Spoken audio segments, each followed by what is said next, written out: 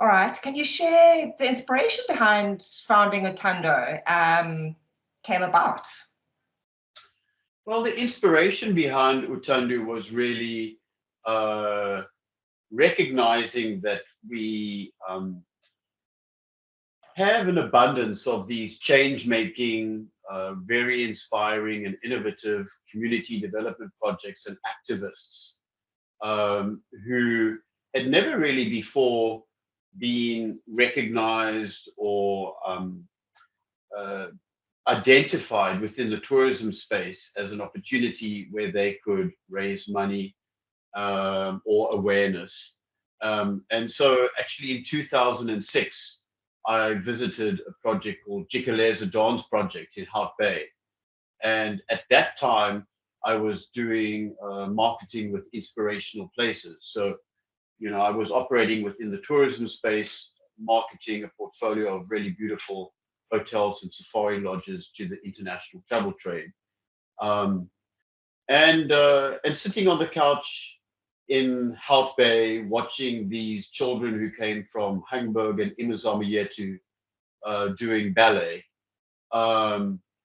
just ignited a fire within my soul, you know, thinking, imagine if we could bring visitors to community projects like this, off the beaten track, no tourists, genuinely authentic, and expose these really inspiring stories to the world, while at the same time offering tour operators and tourism companies the opportunity to invest in these community projects.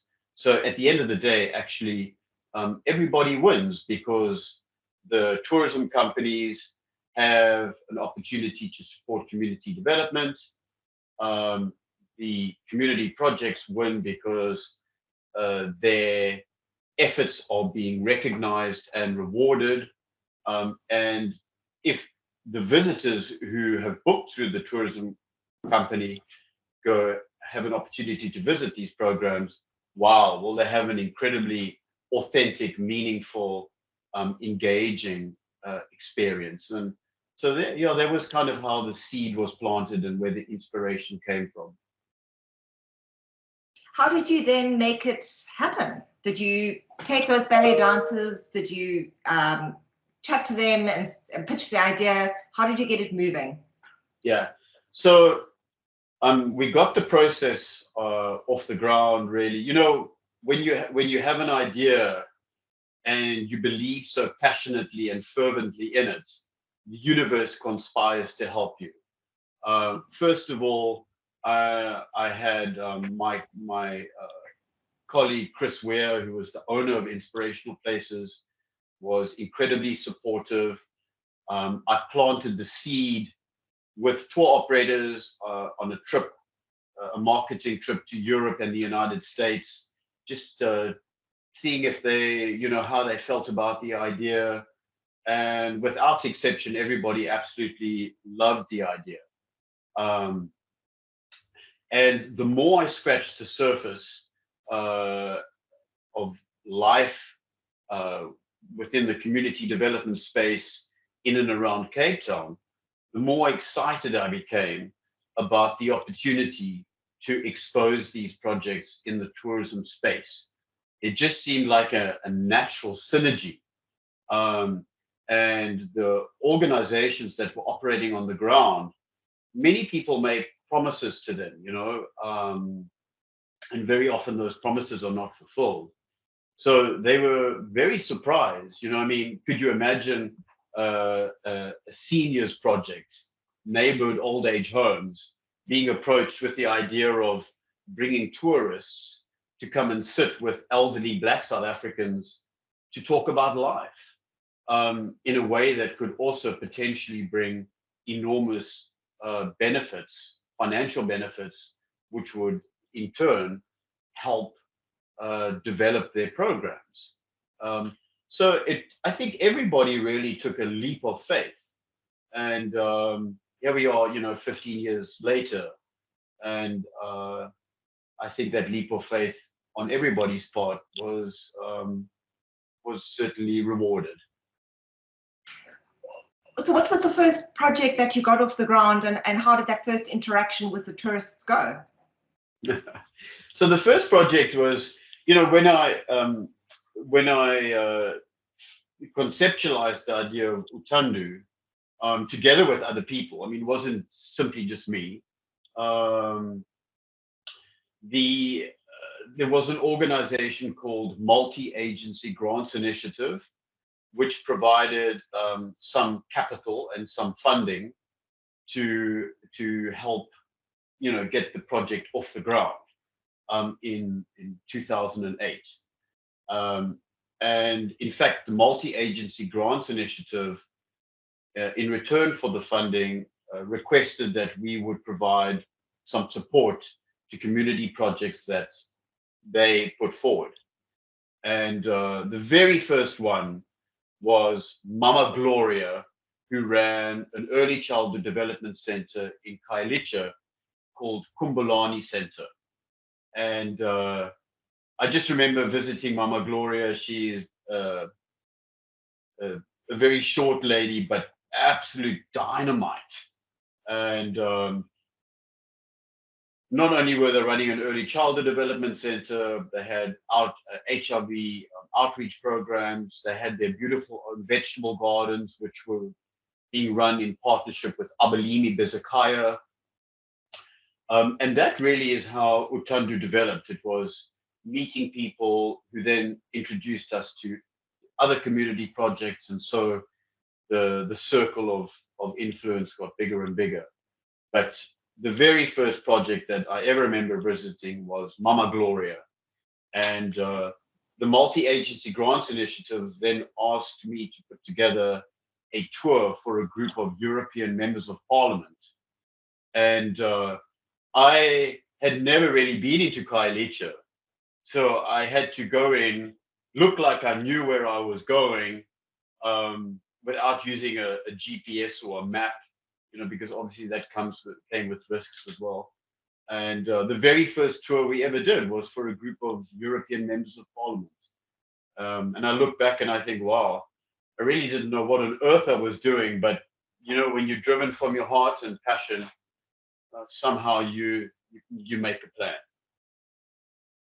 What were some of the learnings from those early projects? What do you feel you did wrong?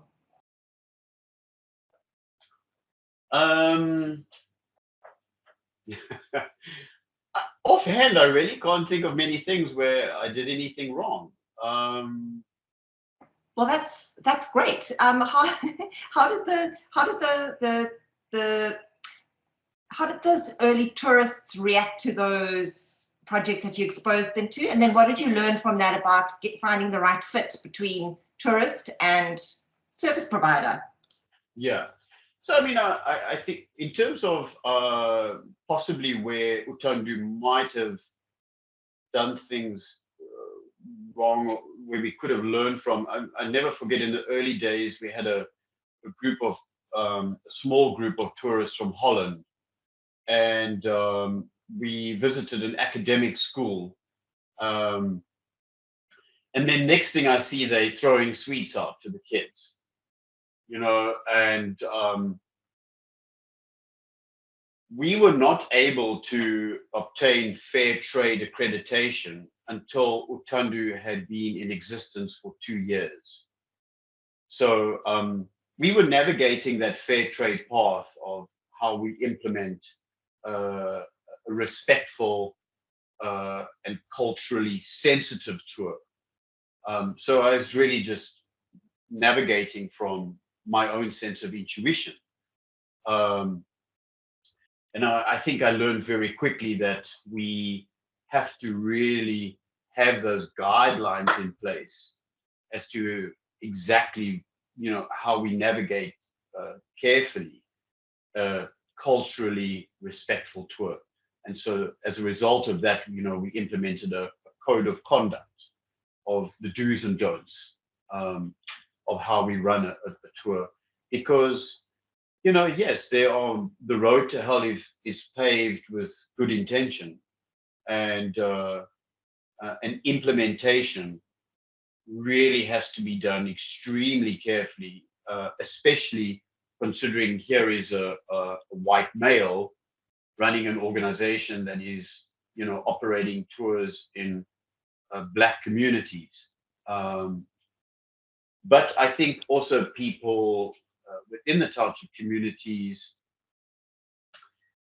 they could recognize that I was genuine and sincere and heartfelt about what we wanted to achieve.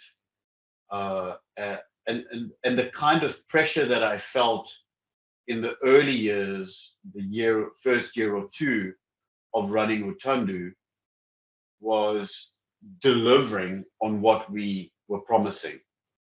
And that can be very tricky, because in the first year or two or three of running an organization or a business, we all know that profitability is a challenge. But we gained the trust of each and every project which we identified and which we were supporting and working with. And I'm very grateful looking back that we found the right people who had the vision, had the philosophy, and the belief in the kind of program that we were wanting to offer and the results that we were wanting to achieve. Maybe you can just explain how the model works. So when you bring a group through to interact or meet a group, what do they financially get out of it, and what else do they get out of it beyond just money? So, how the Uthando model works, people really think that we are, there might be a misconception sometimes that Uthando is a tour company and then we have a non-profit, when in actual fact, the entire organization is a non-profit. So in fact, the main focus of Uthando is to raise money through the tourism industry to support a broad range of community development projects that are engaged in poverty alleviation, skills development, and community building. It's a very broad kind of objective. So the primary objective of Uthando is really to significantly assist community development projects and activists using the resources of the tourism industry. The way in which we introduce these community projects to the world is through running philanthropic educational excursions. That is our mechanism for telling the stories of these community projects. But it is more than just that as well, because we are extremely proud of the people who are running these organizations and building their communities. Very often, as I keep on saying, their efforts are quite often unrecognized and unrewarded. And we come along and we say, we recognize you, we see you, we're proud of you, and how can we help?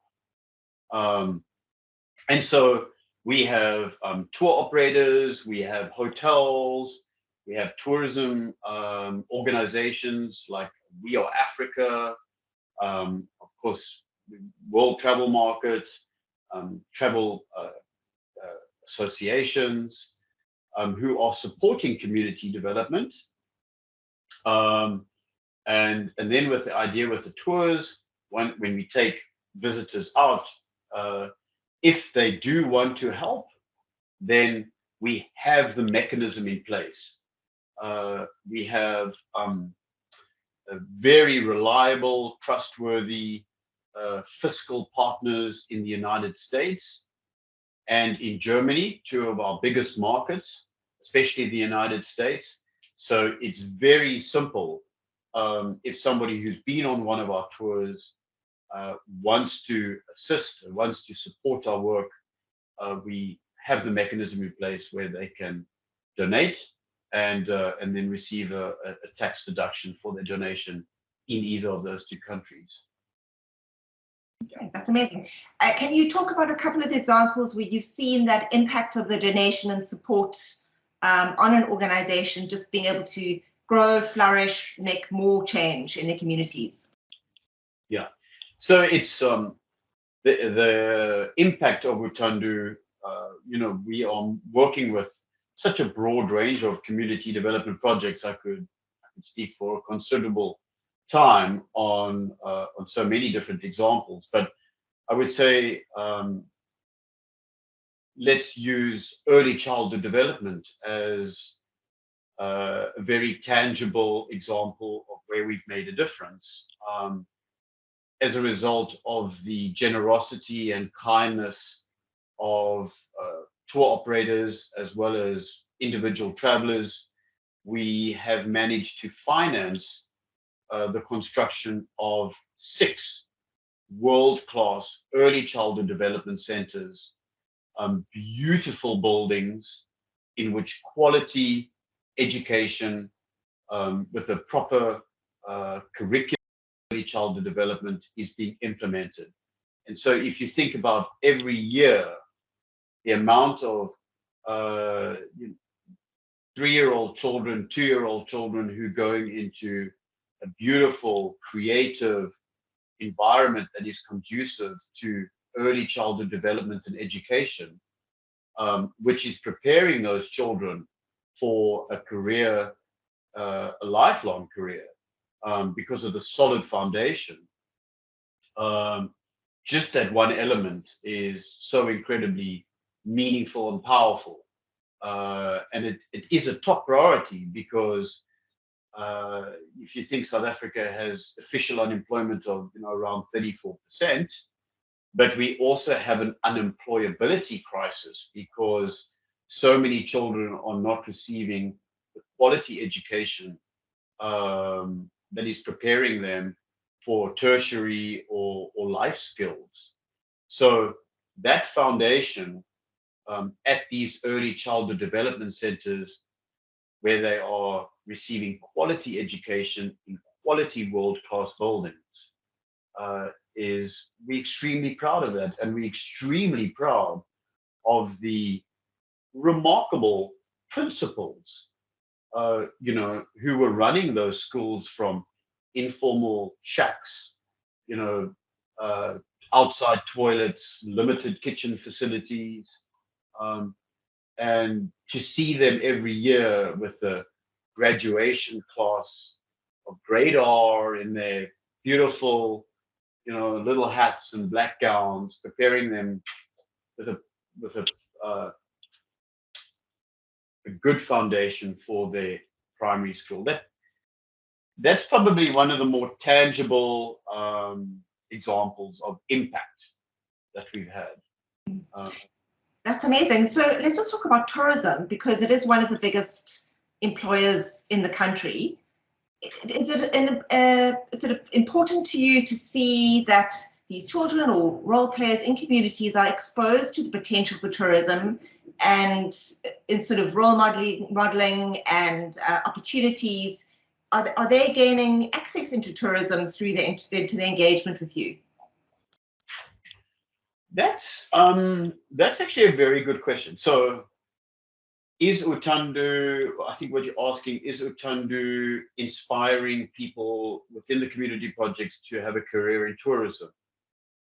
To be honest with you, I can't think offhand of any examples where that has been the case.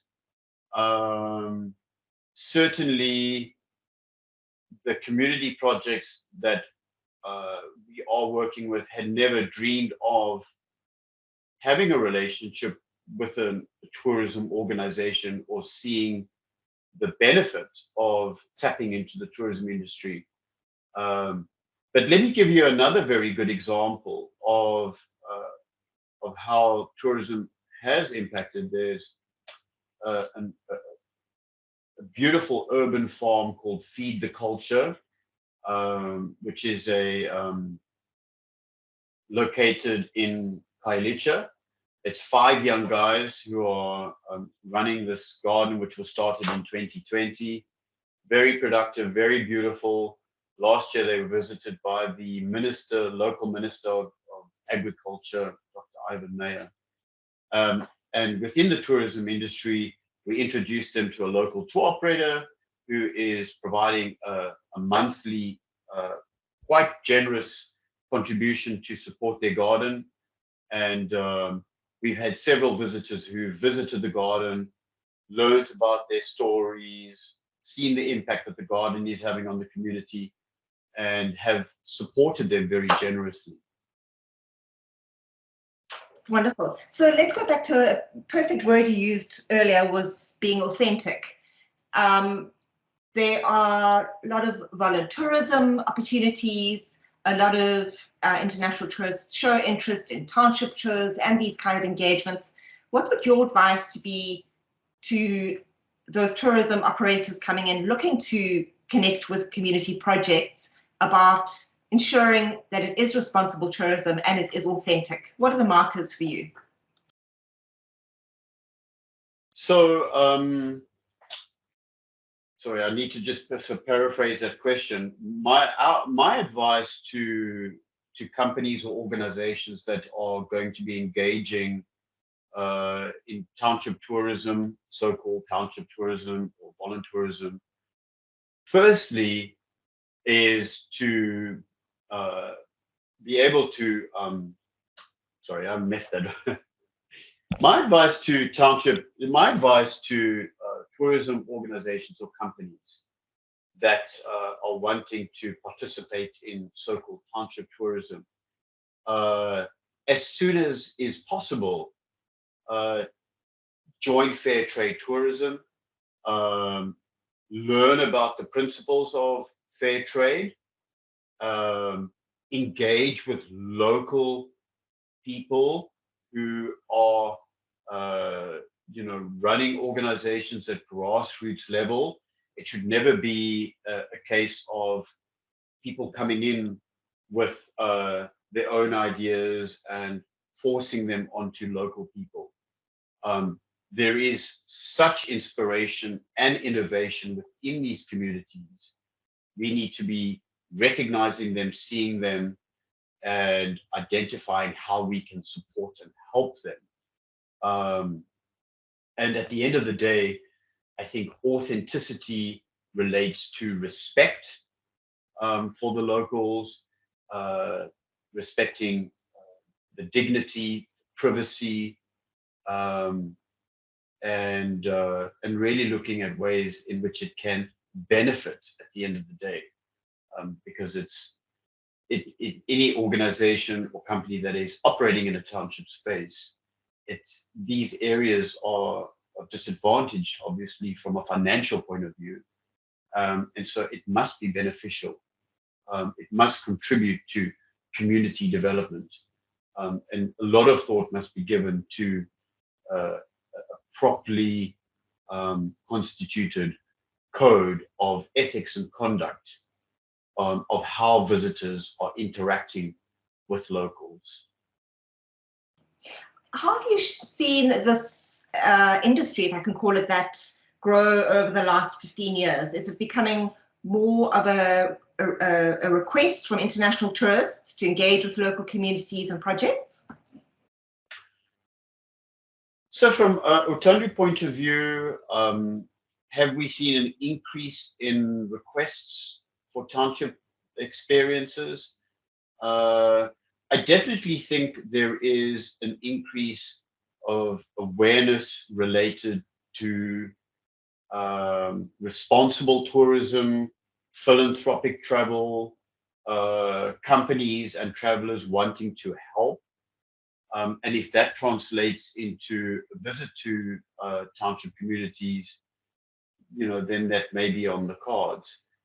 There is a reluctance, I think, on the part of many people to visit townships due to security issues, perhaps, or people might think that it's poverty tourism or voyeuristic, and therefore I think it is imperative to try and get across to people exactly what they are going to be doing.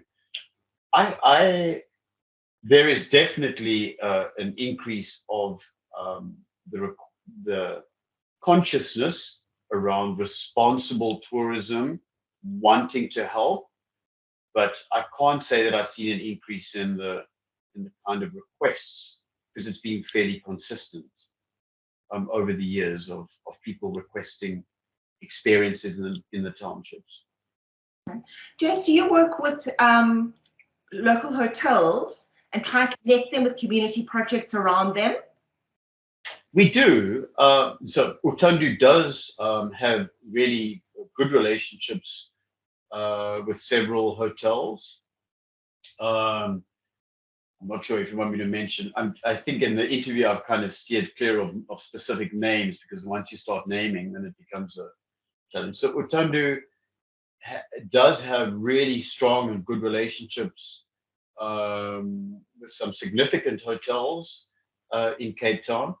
From a philanthropic educational excursion point of view, we really kind of stopped promoting the excursions to hotels, because we found that when hotels booked the day before, we were generally not available.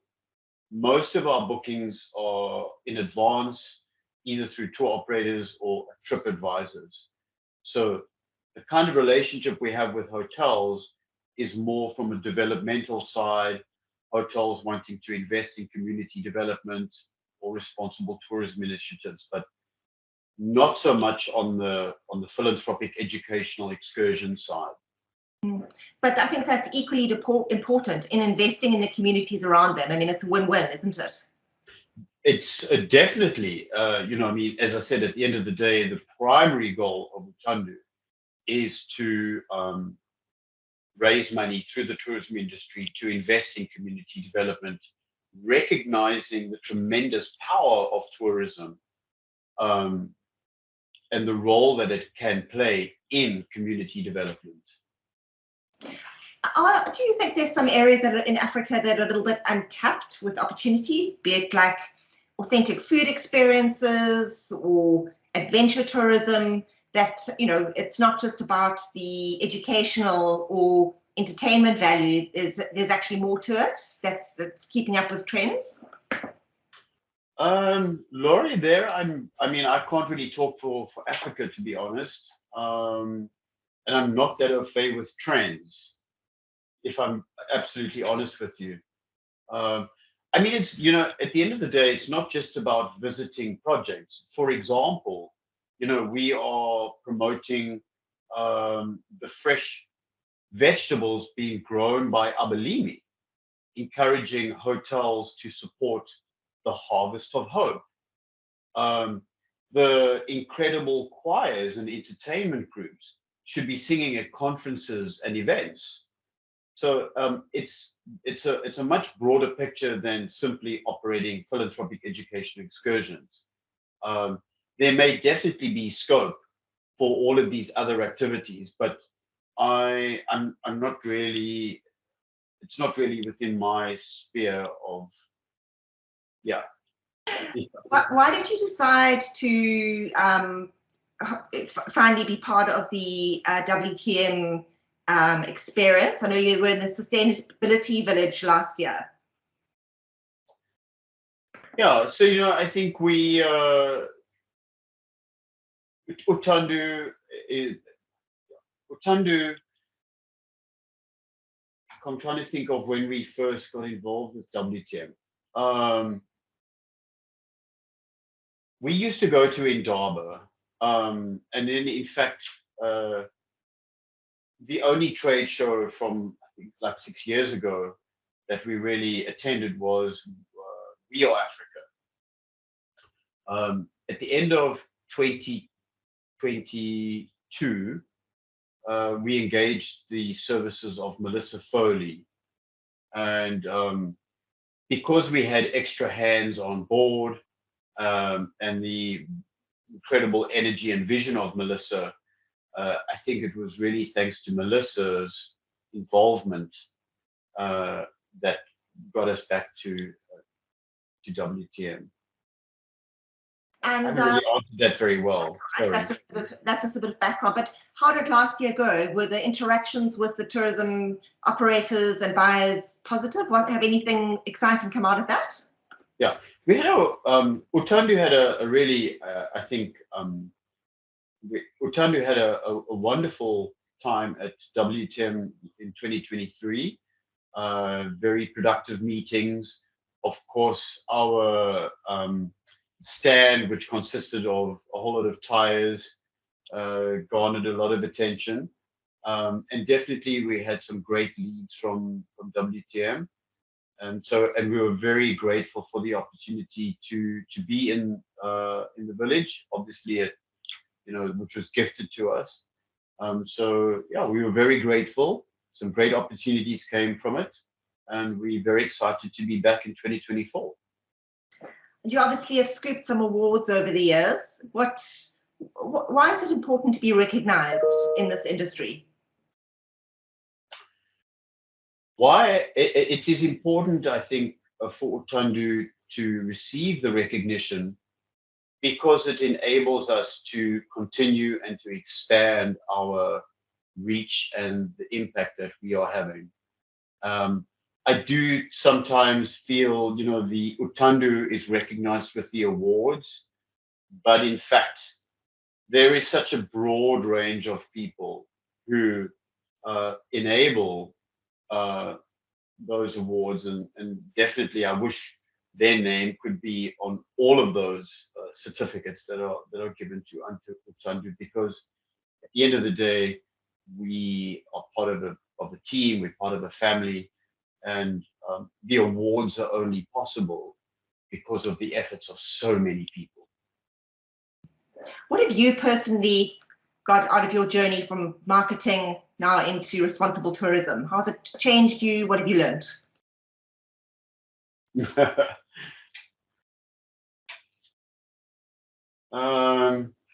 Sure. What have I learned?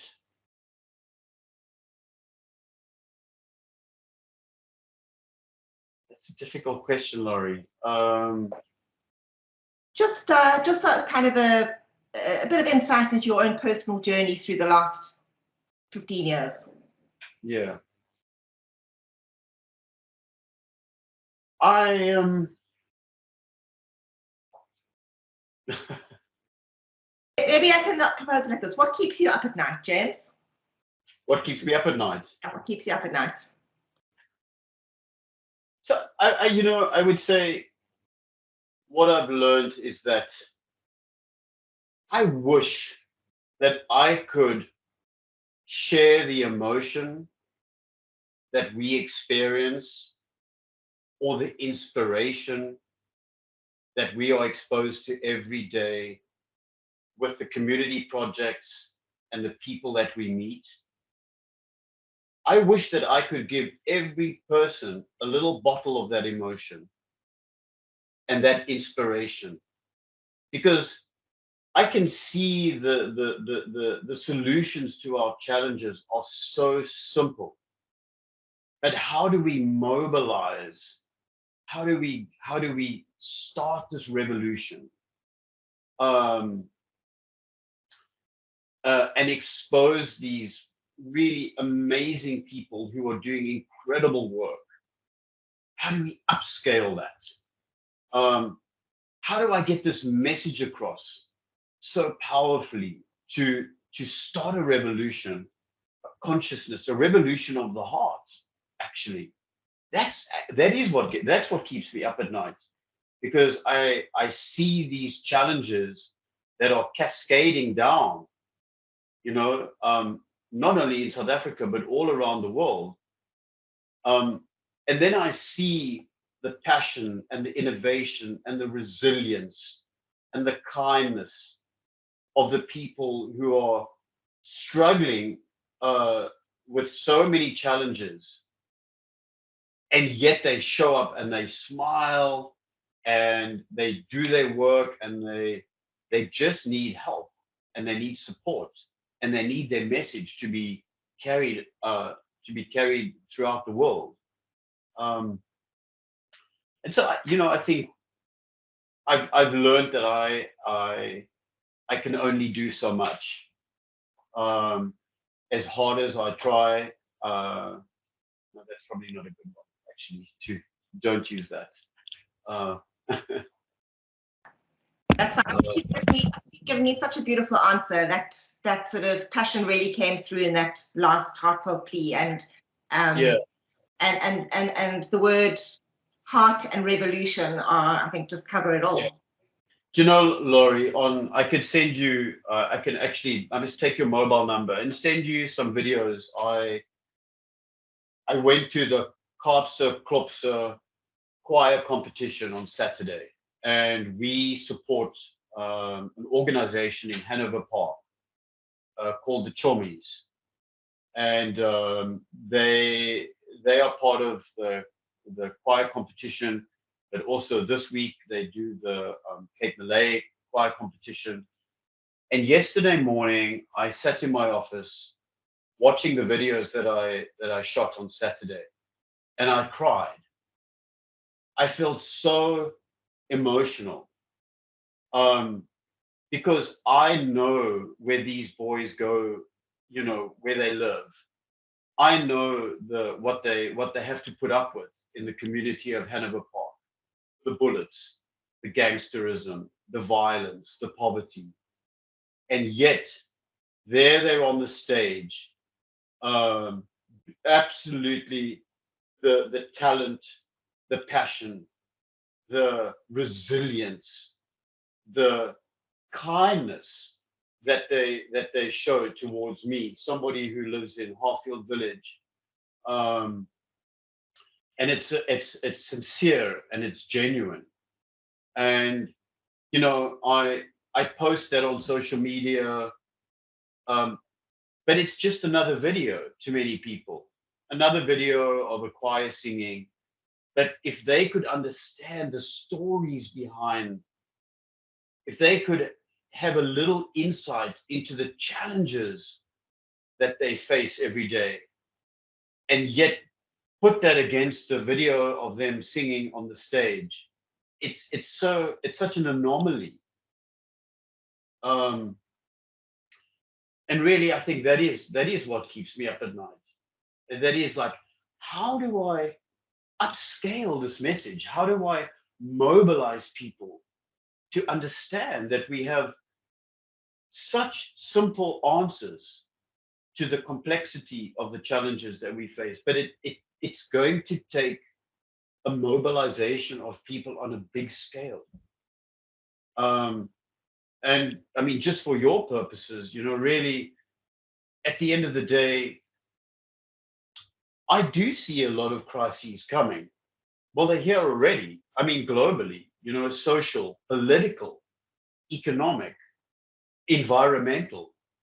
And it's only as these crises come, so it forces a consciousness. We saw that during COVID-19. Look at the consciousness that came out of COVID-19. A mobilization, people helping each other, because we were all in this crisis together. So that definitely is what keeps me up at night. But how do I express that in a video like this? Without sounding like I'm lecturing or sanctimonious. Like you lecturing, but I think what you are doing is connecting people beyond the video. So connecting people so that they do get those stories and feel that emotion. My dream, my wish is that it wouldn't just be Uthando, that it would be, we would just start this mass mobilization. At the end of every year, for example, I try and put a message out to tourism companies. Rather than having a Christmas party this year, adopt a community project. Take them up Table Mountain. Share tourism. Expose people. The majority of Cape Townians have never been up Table Mountain. They've never been to Robben Island. They've never been to Cape Point. How can we, and this is one of the premium tourism destinations in the world, And yet the majority of people in Cape Town have never experienced it. So it's to shift way beyond Uthando's scope, that consciousness of we need to share and care on a much bigger scale if we are all going to succeed